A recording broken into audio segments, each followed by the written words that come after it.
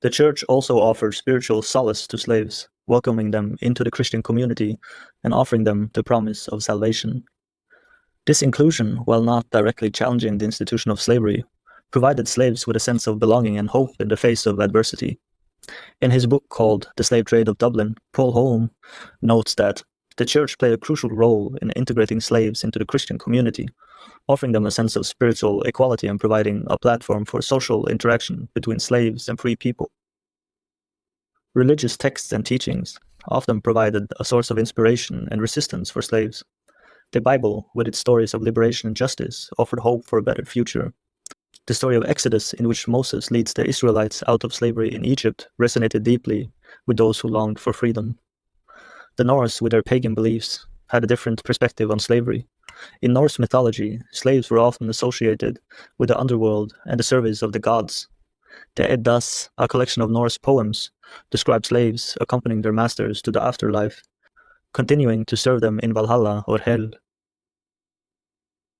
Freya owns the hall Sessumnir, which is large and fair, and whenever she rides to battle, she takes half of the slain. This poem suggests that those who died in battle, including slaves, would continue to serve their masters in the afterlife. This belief system may have contributed to the acceptance of slavery in Viking society.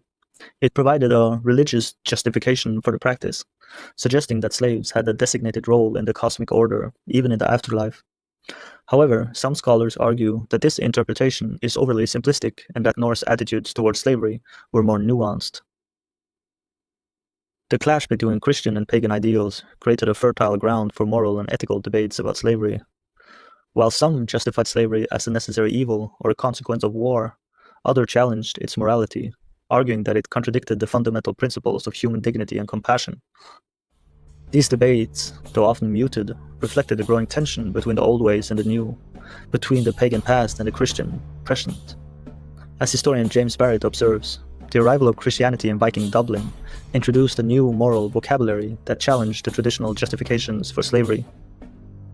This clash of ideologies would eventually contribute to the decline of slavery in Ireland and throughout the Norse world.